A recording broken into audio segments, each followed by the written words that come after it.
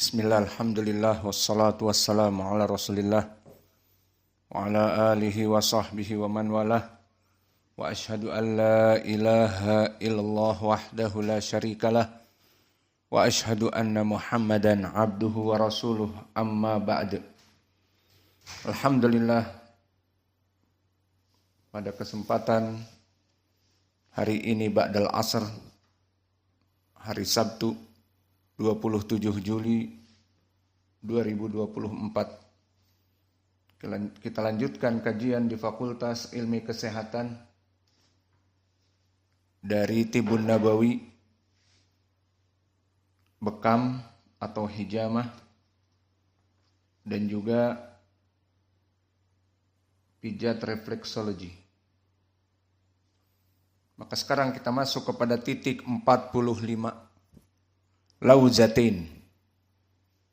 Lauzatain bahasa Arabnya untuk dua titik, bahasa Inggrisnya tonsilitis. Maka al-lauzatain adalah tonsilitis atau bahasa Indonesianya amandel. Maka amandel, barakallahu fikum, ataupun tonsilitis ataupun lauzatain, dia berukuran kecil, berada pada pangkal tenggorokan. Bisa dilihat amandel ini. Yang mana keduanya terdiri atas jaringan yang mirip dengan kelenjar getah bening yang ditutupi oleh lapisan kulit berwarna merah muda. Maka dia di dalamnya adalah termasuk organ limfatik yang berada pada setiap sisi belakang tenggorokan, yang mana dia pembentuk sistem kekebalan tubuh dan dapat memproduksi dari antibodi yang mana akan melawan berbagai macam kuman yang menyerang ke dalam tubuh. Maka intinya amandel ataupun tonsil ataupun lauzatain, maka dia adalah anggota badan yang sangat penting, meskipun tidak terlalu penting, sangat dibutuhkan oleh terutama anak-anak sebagai pembentuk dari antibodi, terutama mencegah virus-virus yang masuk lewat tenggorokan, baik pernafasan ataupun mulut. Dan di sini karena kita juga dalam sistem pengobatan, maka amandel ini bisa pada kebanyakan orang menjadi penyakit. Maka nomor 45 titik di sini, jika dipijit, akan memberikan efek pengobatan kepada penyakit yang berhubungan dengan amandel tadi. Maka amandel ini, jika membengkak, dinamakan tonsilitis, peradangan amandel. Siapa yang pernah sakit amandel? Usamah pernah? Belum pernah. Biasanya yang sakit amandel siapa? Banyak. Biasanya orang-orang atau anak-anak di antara 4 tahun sampai 10 tahun itu terserang amandel. Dan amandel ini barakallahu fikum, jika terjadi radang, biasanya pertama karena banyak pecin.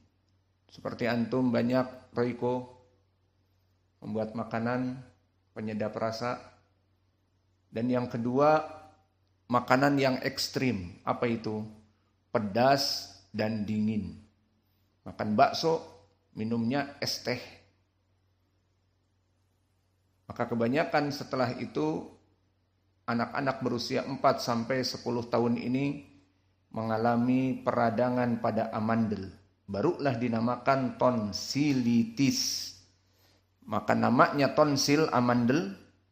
Namun jika sudah menjadi penyakit dinamakan tonsilitis. Jadi amandel ataupun menjadi peradangan di tenggorokan. Di tonsil itu, peradangan di tonsil, yakni tonsilitis. Kemudian lauzatin ini titik 45 dipijat ada pada dua kaki, kaki kanan dan kaki kiri. Lihat nomor 45. Maka dipijat, obatnya untuk peradangan pada amandel ataupun peradangan pada tenggorokan ataupun dalam keadaan godruf. Godruf itu ada tulang sedikit rawan yang tumbuh, tulang rawan yang tumbuh di hidung. Dinamakan polip, membuat hidung menjadi kurang nyaman. Dan juga lauzatain, pengobatan untuk TBC juga, karena untuk menguatkan daya tahan tubuh di kerongkongan dan juga penyakit HIV, penyakit corona 19. Kemudian 46 dan 47. Maka maju sedikit dari kaki, tadi 45, 46, 47. Dia mendekati kepada pangkal kuku dari kuku jempol kaki. Maka yang kanan 46 dan yang ketujuh, yang kanan 46 dan yang kiri 47. Maka di sini dinamakan dengan fakus sufla dan fakul a'la. Apa itu fak di sini? Geraham. Maka geraham kita ada dua. Geraham atas dan geraham bawah. Untuk mengunyah geraham. Dan untuk membuka mulut. Maka fungsi geraham untuk mengunyah, untuk membuka mulut. Dan geraham ini bersambung dengan pelajaran yang lalu. Berhubungan dengan otot apa? Ingat.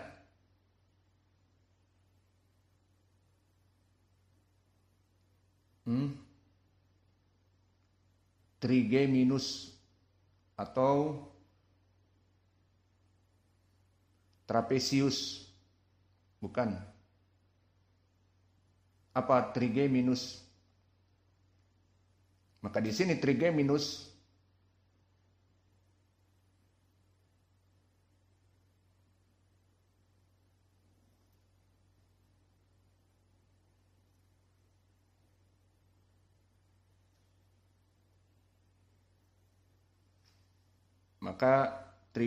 di sini berhubungan dengan apa-apa yang di wajah kita.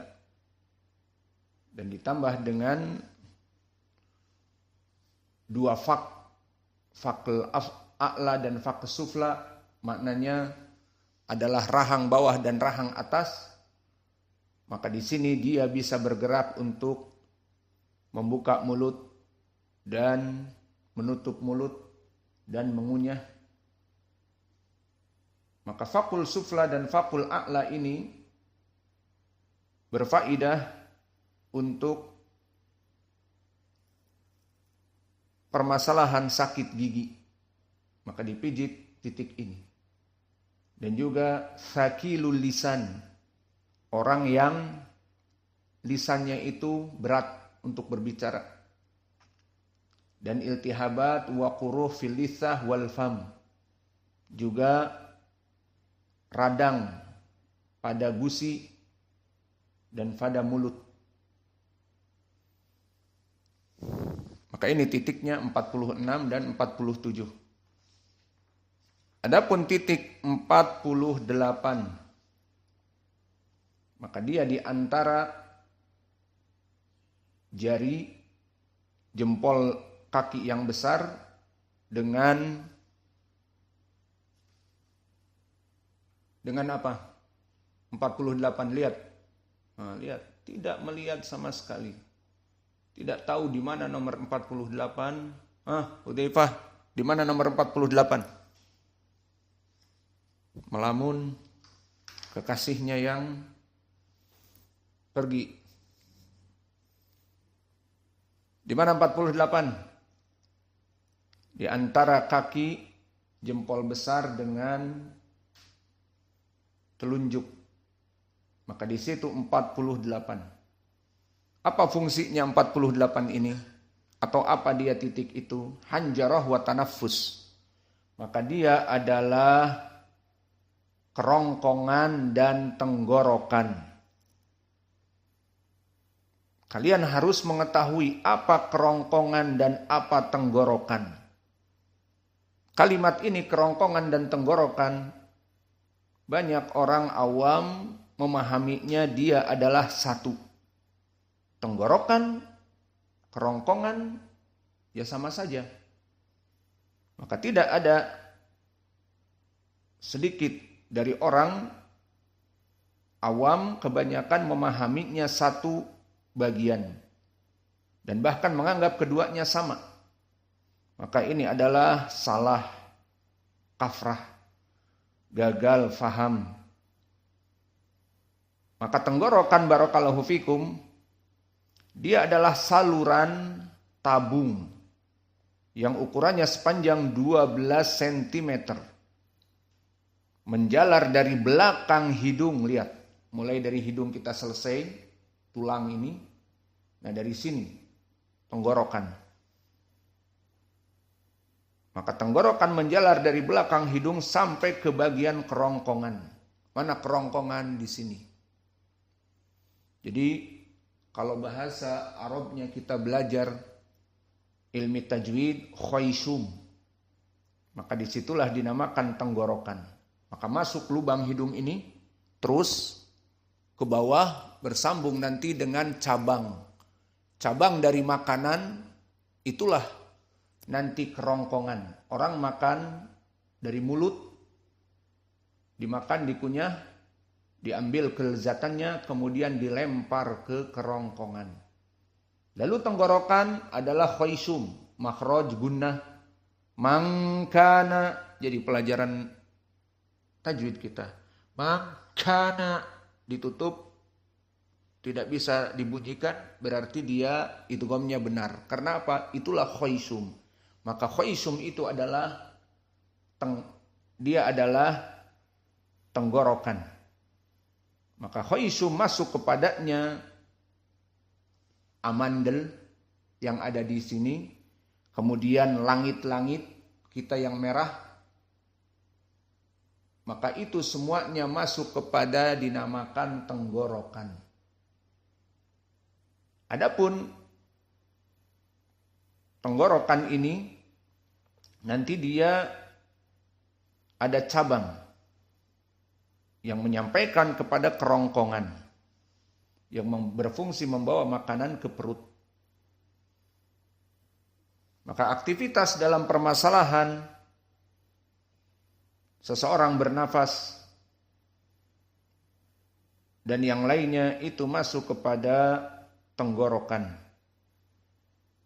Dan penyakit yang ada di tenggorokan ini pertama tadi radang amandel, tonsilitis, maka dia di kerongkongan, di tenggorokan. Dan juga faringitis. Faringitis adalah sakit tenggorokan. Maka beda sakit tenggorokan dengan sakit kerongkongan. Antum harus tahu bahwa sakit tenggorokan masuk mulai dari belakang hidung. Dan ini biasanya di musim dingin. Dan di Indonesia alhamdulillah jarang musim dingin. Adapun di negeri-negeri seperti Eropa atau bahkan sebelum Eropa pertengahan seperti di Yaman, ada musim dingin. Yang mana dia cuacanya sangat dingin. Kalau malam mencapai kepada 0 derajat. Maka di situ hidung ini merasa sakit di saat tidak ditutupi. Maka bernafas itu seperti freezer terus, seperti AC. Maka di saat kita bangun dalam keadaan sakit. Nah sakitnya mana sekarang tahu? Tenggorokan atau kerongkongan? Tenggorokan, mulai dari hidung belakang hidung, terus amandel juga mulai memerah, sakit, maka menelan sakit dan keluar ingus. Nah, inilah sakit tenggorokan, paham? Maka penyakit-penyakit tenggorokan diantaranya adalah faringitis tadi, sakit tenggorokan, tonsilitis, dan laringitis. Laringitis adalah di atas pembengkakan kotak suara, menjadi serak suaranya. Dan permasalahan tenggorokan ini berhubungan dengan pernafasan. Adapun beda yang kedua sekarang kerongkongan. Maka kerongkongan diistilahkan di bahasa kedokterannya adalah esofagus. Kerongkongan bahasa Indonesianya, bahasa kedokterannya esofagus. Dia adalah tabung otot yang menghubungkan tenggorokan dengan lambung. Lihat bedanya. Dia bukan lagi untuk bernafas, di sini dia. Tenggorokan di sini. Maka tenggorokan di sini jika kita makan, setelah mengunyah, kemudian menelan, didorong ke tenggorokan, bukan didorong ke hidung di sini. Afwan, didorong ke kerongkongan, bukan ke tenggorokan. Maka kerongkongan tepat berada di belakang trachea. Tepat sebelum memasuki perut. Maka kerongkongan ini akan melewati diafragma yang kita pelajari. Dan di sini dia otot-otot yang akan menekan makanan untuk masuk ke lambung. Maka inilah perbedaan antara kerongkongan dan juga tenggorokan.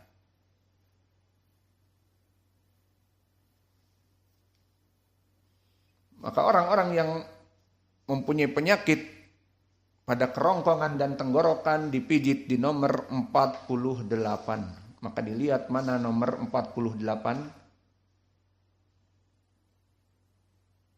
Di antara dua kaki, jempol besar dan telunjuk dari kaki.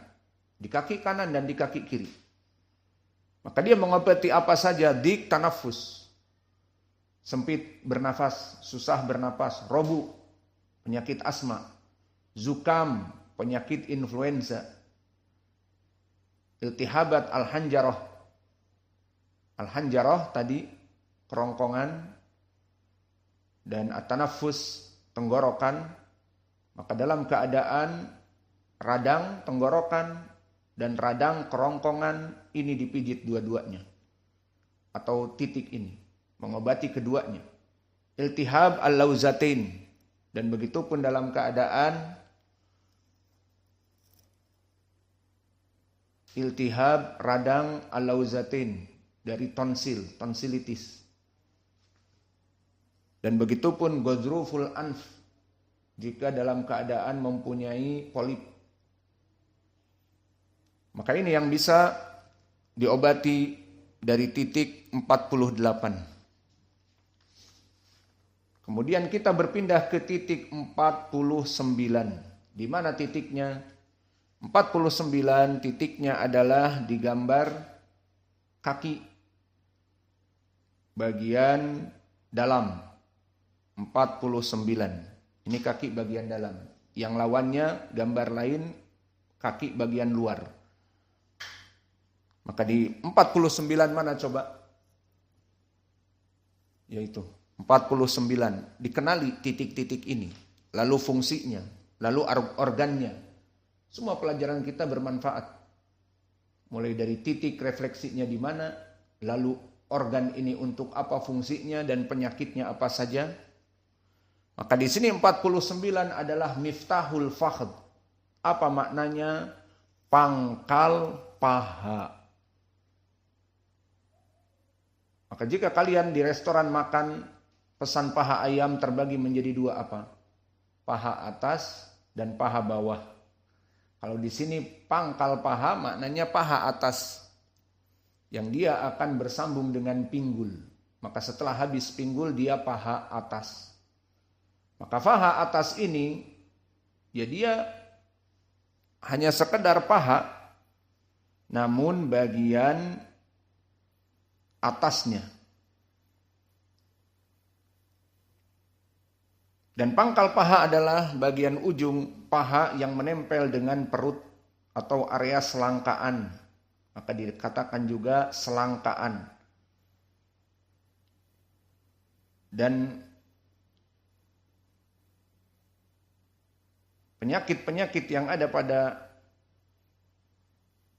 seseorang yang menyebabkan sakit selangkaan diantaranya ada batu di saluran kemih. Telah kita pelajari yang seperti pispot, kandung kemih. Nah, kandung kemih pun ada batunya. Jika kandung kemih mempunyai batu, maka dia akan sakit dari pangkal pahanya. Dan ISK, infeksi saluran kemih. Atau ada sesuatu pada buah zakarnya.